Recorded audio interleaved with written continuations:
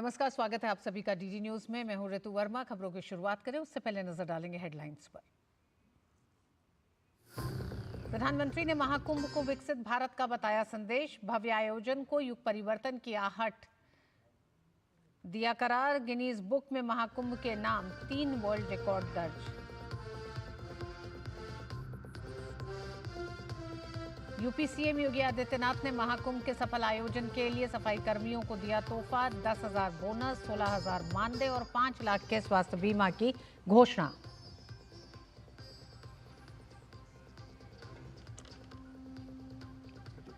केंद्रीय गृह मंत्री अमित शाह ने नानाजी देशमुख को उनकी पुण्यतिथि पर किया नमन। कहा, आपातकाल के दौरान लोकतंत्र की रक्षा में नानाजी का योगदान रहा ऐतिहासिक। राजनीति छोड़कर समाज सेवा को दी प्राथमिकता।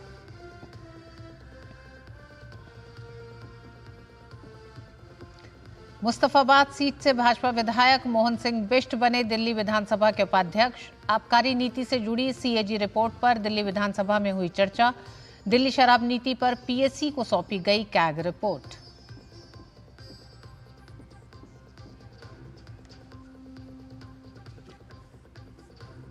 यूरोपीय संघ के अध्यक्ष Ursula von der Leyen Bharat दौरे पर। राजघाट जाकर राष्ट्रपिता को दी श्रद्धांजलि। कल प्रधानमंत्री नरेंद्र मोदी से करेंगी मुलाकात।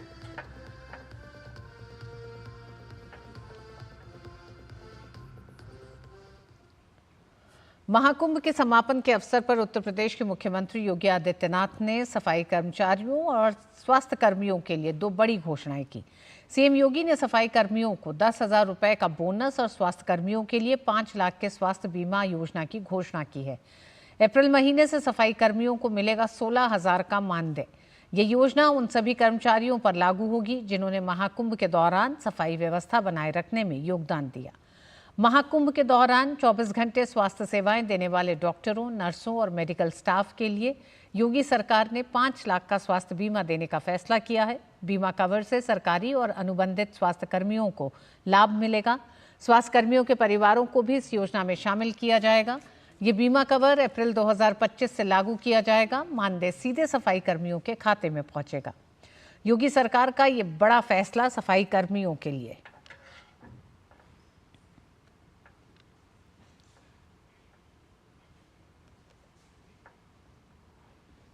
पैंतालीस दिन तक चले महाकुंभ ने न केवल करोड़ों श्रद्धालुओं को संगम में पुण्य स्नान का अवसर दिया, बल्कि इसने Guinness book of world record में भी 3 नए कीर्तिमान दर्ज किए।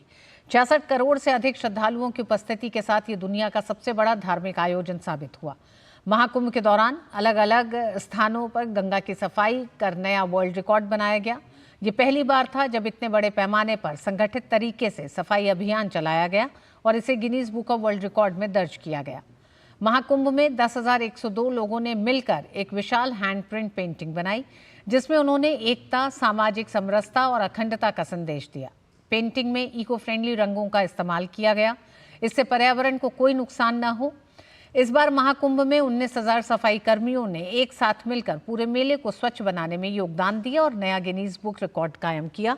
इन रिकॉर्ड्स के सर्टिफिकेट आज सौंपे गए। 13 जनवरी से लेकर 26 जनवरी तक चले महाकुंभ का महाशिवरात्रि के स्नान के साथ ही समापन हो गया। आज इस मेले का औपचारिक रूप से समापन किया गया। इस मौके पर प्रदेश के मुख्यमंत्री योगी आदित्यनाथ ने महाकुंभ के सफल आयोजन पर खुशी जताई और कहा कि प्रयागराज महाकुंभ ने राज्य में आध्यात्मिक पर्यटन के नए रास्ते खोल दिए हैं। आस्था और आर्थिकी का जो एक नया विजन प्रधानमंत्री जी ने दिया है कि स्पिरिचुअल टूरिज्म में भी पोटेंशियल है और उस पोटेंशियल का आधार कोई राज्य बन सकता है तो उत्तर प्रदेश बन सकता है। अभी गत वर्ष ही उत्तर प्रदेश में 2024 में 65 करोड़ श्रद्धालु और पर्यटक उत्तर प्रदेश के अंदर विभिन्न तीर्थ स्थलों में आए थे। अकेले प्रयागराज में 45 दिन में 66 करोड़ 30 लाख पर्यटक और श्रद्धालु आ चुके हैं, यानी नए नए रिकॉर्ड बनते हुए दिखाई दे रहे हैं। प्रयागराज महाकुंभ ने उत्तर प्रदेश के अंदर 5 स्पिरिचुअल टूरिज्म के कॉरिडोर उपलब्ध करवा दिए। मुख्यमंत्री योगी ने महाकुंभ में सफलता के लिए कई आयामों को गिनाते हुए कहा कि राज्य और केंद्र सरकार के प्रयास से प्रयागराज एक स्मार्ट सिटी के रूप में स्थापित हो गई है। देशी ही नहीं, कई विदेशी श्रद्धालु भी इस भव्यता के साक्षी बने। इन 45 दिनों में 100 देशों का प्रतिनिधित्व प्रयागराज में हुआ, जिसमें 74 देशों के तो एम्बेसडर और हाई कमिश्नर्स यहां आए थे। 12 देशों के मंत्री या राष्ट्राध्यक्ष की उपस्थिति हुई थी। निर्माण के कार्यों को में डबल इंजन की सरकार में केंद्र और राज्य सरकार ने मिलकर के लगभग 7,500 करोड़ रुपया खर्च किया। इसमें अस्थाई और अस्थाई इंफ्रास्ट्रक्चर प्रयागराज को प्राप्त हुआ। प्रयागराज आज एक स्मार्ट सिटी के रूप में विकसित हुआ और आज जो भी प्रयागराज आएगा तो प्रयागराज को देखकर के अभिभूत था। चित्रकूट स्थित दीनदयाल शोध संस्थान के विवेकानंद सभागार में भारत रत्न नानाजी देशमुख की 15वीं पुण्यतिथि पर श्रद्धांजलि कार्यक्रम का आयोजन किया गया। इस कार्यक्रम में गृह एवं सहकारिता मंत्री अमित शाह, मध्य प्रदेश के मुख्यमंत्री डॉक्टर मोहन यादव, भाजपा प्रदेश अध्यक्ष विष्णुदत्त शर्मा, उप मुख्यमंत्री राजेंद्र शुक्ला सहित बड़ी संख्या में आम लोग शामिल हुए। इस अवसर पर अमित शाह ने आपातकाल लगाने को लेकर पूर्व प्रधानमंत्री इंदिरा गांधी को घेरा। उन्होंने कहा कि इंदिरा गांधी ने जब आपातकाल लगाया तो तब बिखरे विपक्ष को नानाजी देशमुख ने एकजुट कर देश में पहले गैर कांग्रेसी सरकार बनाने में अहम भूमिका निभाई।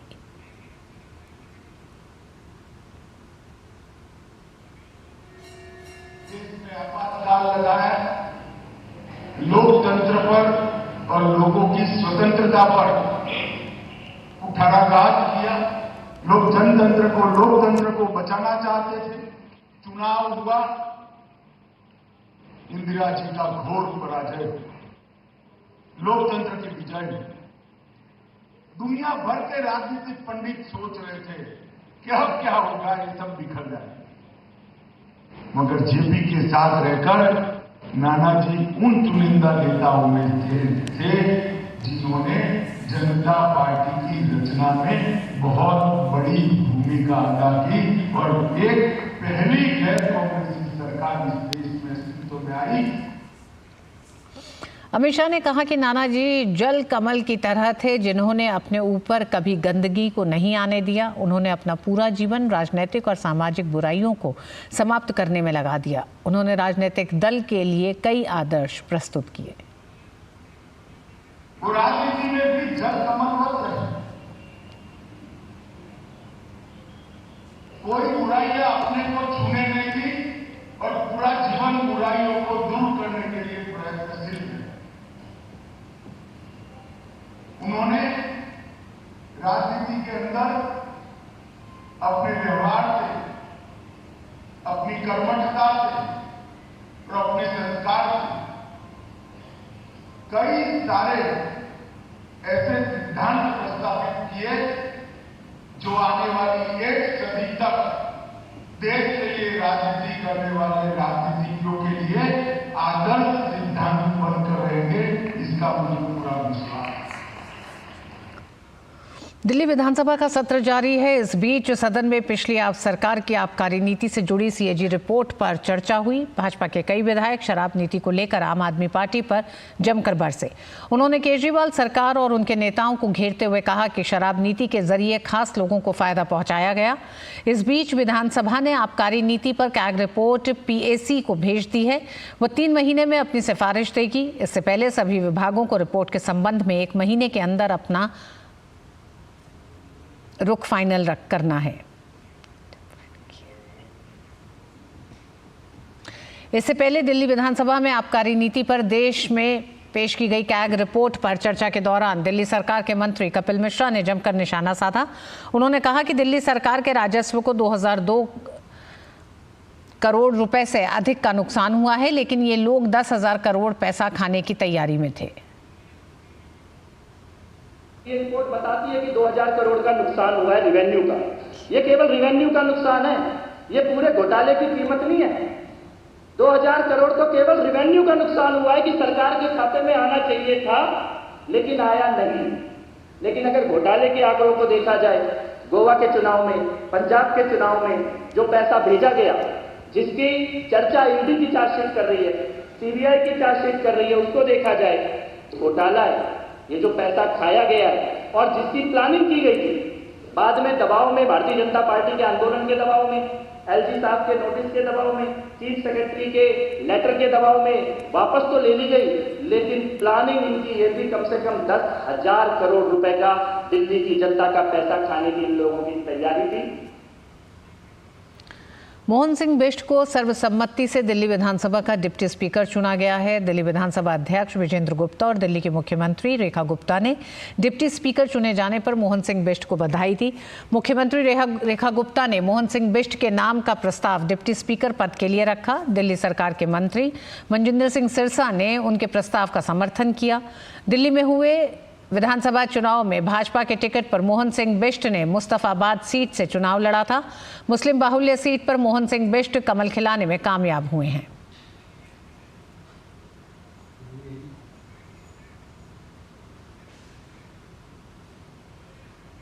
आज मैं उस सदन का आपके माध्यम से, अपनी बहन जी के माध्यम से, मैं अपने केंद्रीय नेतृत्व के माध्यम से,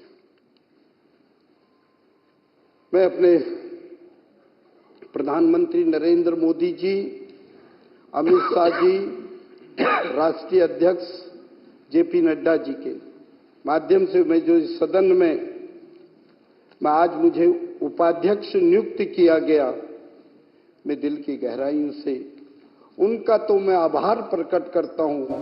आप सब लोगों ने मेरे बारे में जो कहा उसके लिए भी मैं आपको नतमस्तक होकर प्रणाम करना चाहता हूं।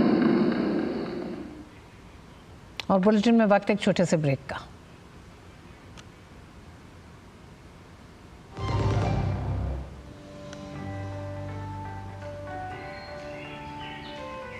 अपनी धरती को हमेशा हरा भरा रखना हमारे हाथ में ही है, इसलिए मैं अपने कार के लिए सीबीजी ही पसंद करता हूँ। ये अपशिष्ट पदार्थों से बनी कंप्रेस्ड बायोगैस है।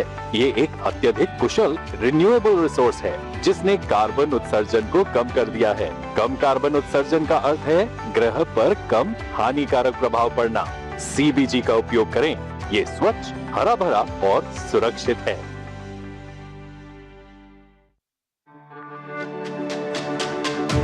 मेरी पसंद, मेरी पसंद, मेरी पसंद, मेरी पसंद,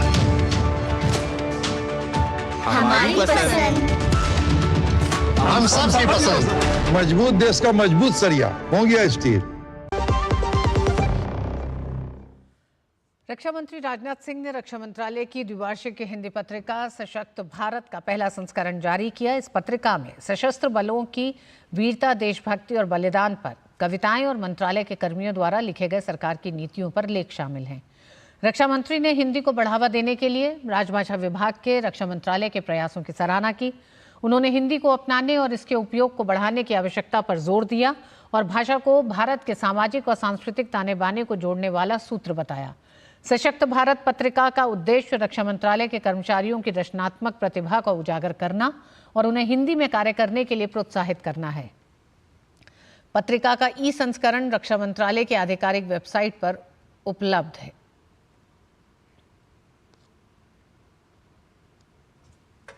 शाही जामा मस्जिद का सर्वेक्षण करने के लिए भारतीय पुरातत्व सर्वेक्षण की 3 सदस्यीय टीम संभल पहुंची है। सर्वे इलाहाबाद उच्च न्यायालय के निर्देश पर ही किया जा रहा है। मस्जिद कमेटी ने जामा मस्जिद की रंगाई पुताई के संबंध में हाईकोर्ट का दरवाजा खटखटाया था। इस मामले में न्यायालय ने एएसआई को मस्जिद का सर्वेक्षण करने का निर्देश दिया। इस मामले पर 27 फरवरी को सुनवाई हुई थी, लेकिन अब कल यानी 28 फरवरी को हाईकोर्ट फैसला सुनाएगा। मणिपुर में राष्ट्रपति शासन लगने के बाद हथियारों का सरेंडर लगातार जारी है। 6 जिलों के लोग अपनी इच्छा से हथियार जमा करा रहे हैं। पुलिस ने गुरुवार को इस बारे में जानकारी देते हुए बताया कि मणिपुर के 6 जिले में सुरक्षा बलों को कुल 104 हथियार और गोला बारूद सौंपे गए हैं। सबसे अधिक हथियार इम्फाल पश्चिम जिले में सौंपे गए। इनमें 12 मशीन गन और मैगजीन भी शामिल हैं। राज्यपाल के आदेश के बाद कई हथियार सरेंडर हो चुके हैं। मणिपुर के राज्यपाल अजय कुमार भल्ला ने 20 फरवरी को राज्य की जनता से अपील की थी कि वे लूटे गए और अवैध रूप से रखे गए हथियारों को स्वेच्छा से 7 दिनों के भीतर पुलिस को सौंप दें। उन्होंने ये भी आश्वासन दिया था कि इस अवधि में हथियार सौंपने वालों के खिलाफ कोई दंडात्मक कार्रवाई नहीं की जाएगी। यूरोपीय यूनियन के अध्यक्ष उर्सुला वॉन डेर लेyen भारत दौरे पर हैं। उन्होंने आज राजघाट पर महात्मा गांधी को श्रद्धांजलि अर्पित की। उनकी भारत यात्रा का उद्देश्य भारत EU संबंधों को और मजबूत करना है, जिसमें सतत विकास, डिजिटल सहयोग और स्वच्छ ऊर्जा साझेदारी जैसे विषय शामिल हैं।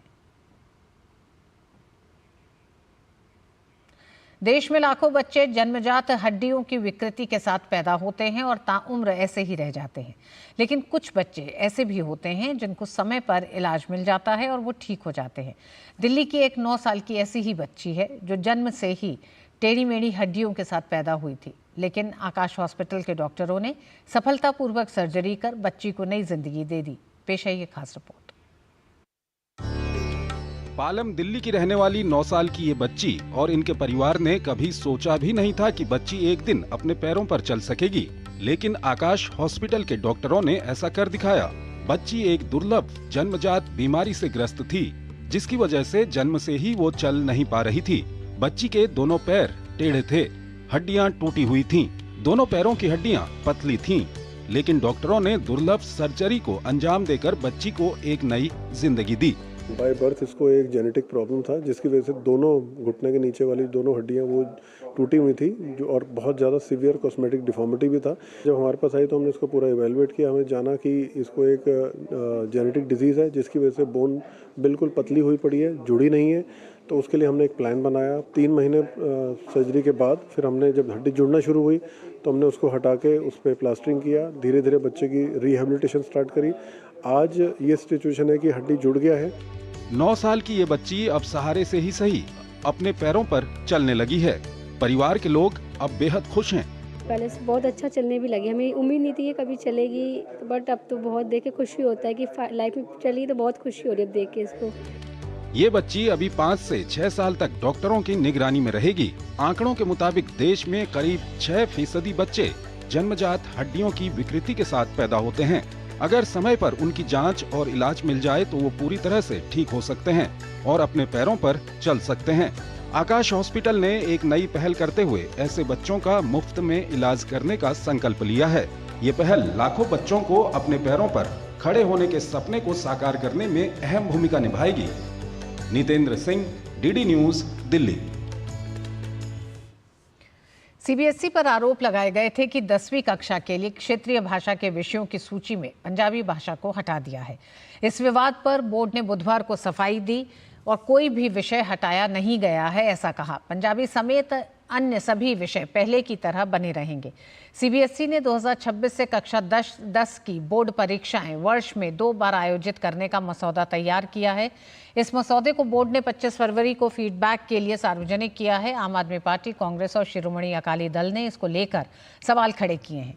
उन्होंने आरोप लगाया कि बोर्ड द्वारा जारी ड्राफ्ट में पंजाबी भाषा नहीं है।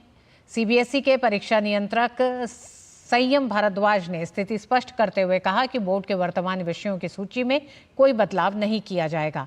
अभी उपलब्ध कराए जा रहे सभी विषय पूर्व की भांति जारी रहेंगे।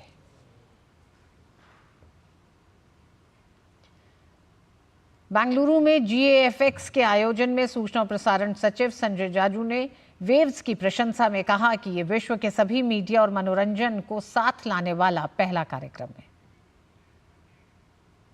The advisory board members have decided that the Waves is now going to be held from 1st May till 4th May in Mumbai at the Geo Center.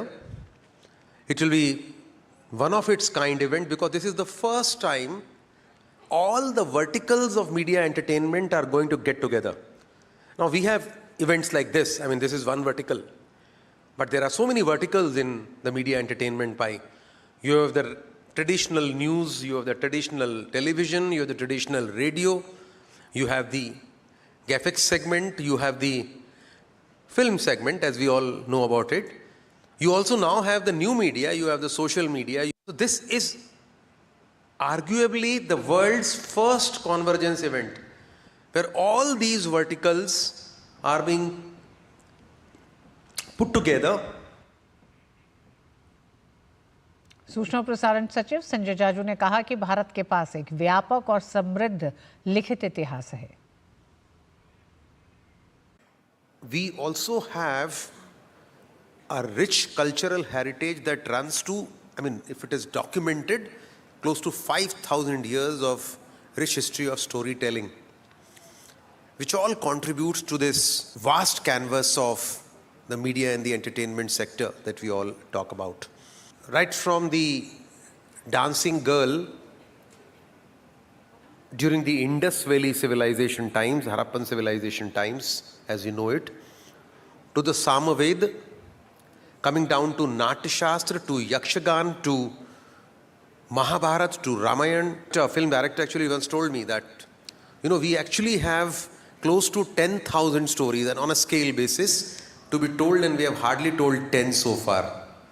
I mean, that's the scale of the work that we can do. Karnataka के उप मुख्यमंत्री और प्रदेश कांग्रेस अध्यक्ष DK Shiv Kumar की तमिलनाडु में महाशिवरात्रि समारोह में भाग लेने को कांग्रेस द्वारा की जा रही आलोचनाओं के बीच शिव कुमार ने कहा है कि वह जन्म से हिंदू हैं और मरते दम तक हिंदू रहेंगे. शिव कुमार का ये बयान तमिलनाडु के कोयम्बटूर में सदगुरु जग्गू वासुदेव के ईशा योग केंद्र में महाशिवरात्रि समारोह में शिव कुमार की भागीदारी के खिलाफ अखिल भारतीय कांग्रेस कमेटी सचिव पीवी मोहन सहित कांग्रेस नेताओं के एक वर्ग द्वारा आवाज उठाने के बीच आया है. कांग्रेस नेता शिव कुमार ने महाकुंभ के अपने अनुभव को साझा करते हुए कहा कि यह अच्छी तरह से आयोजित किया गया था और वह इसमें कोई खामी नहीं निकालना चाहेंगे. उन्होंने कहा, महाकुंभ को लेकर मेरा अनुभव बहुत अच्छा रहा. जिस तरह से उन्होंने इसे आयोजित किया, मैं उसकी सराहना करता हूं. यह कोई छोटा काम नहीं है. यहाँ वहाँ कुछ समस्याएं हो सकती हैं. हो सकता है कि ट्रेनों के कारण कुछ दिक्कतें हुई हों. मुझे खामियां निकालना पसंद नहीं है. ये बहुत संतोषजनक है.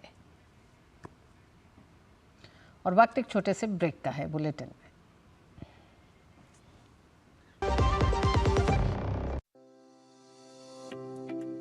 Money saved is money earned.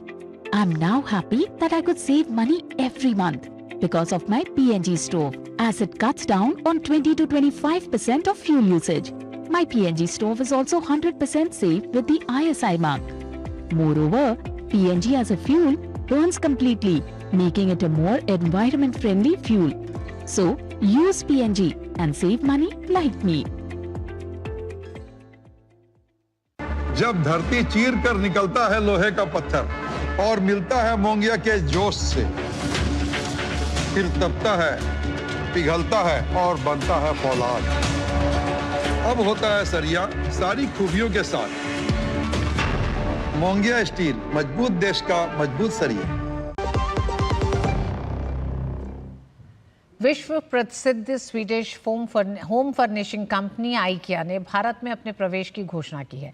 IKEA 1 मार्च 2025 से दिल्ली एनसीआर और 9 सैटेलाइट शहरों में ऑनलाइन डिलीवरी शुरू करने जा रहा है. आगरा, प्रयागराज, अमृतसर, चंडीगढ़, जयपुर, कानपुर, लखनऊ, लुधियाना और वाराणसी के ग्राहक अब आइकिया ऐप, वेबसाइट और फ़ोन के माध्यम से 7,000 से अधिक किफ़ायती उत्पादों को खरीद सकेंगे. ये पहल कृषि, कारीगरी और वितरण सहित सभी उत्पादन क्षेत्रों में रोजगार को बढ़ावा देगी. आइकिया पिछले 4 दशकों से भारत से अपने उत्पादों की खरीद कर रहा है. इस लॉन्च की घोषणा नई दिल्ली में स्वीडन दूतावास में की गई है. स्वीडन के राजदूत जॉन थेस्लेफ ने आइकिया के भारतीय बाजार में प्रवेश का स्वागत करते हुए कहा कि इस लॉन्च को समर्थन देने के लिए वह अपने दूतावास को पूरी तरह से आइकिया के उत्पादों से पुनः सुसज्जित करेंगे. I must say I had a meeting with my staff this morning, and at least we have a plan now to refurbish and refurnish the whole embassy with IKEA things. Now when we can order them online. Delhi Wallon, the wait is over. From 1st of March, you will be able to order online from the comfort of your homes. We started our retail journey around 6-7 years back with opening Hyderabad, the Mumbai market and Bangalore. And after that we have prepared our presence up in the north with opening a logistics center together with our partner Renus in south of Gurgaon. And that will help us to supply with all the services to the customer and consumers up in the north. We are really happy to be here.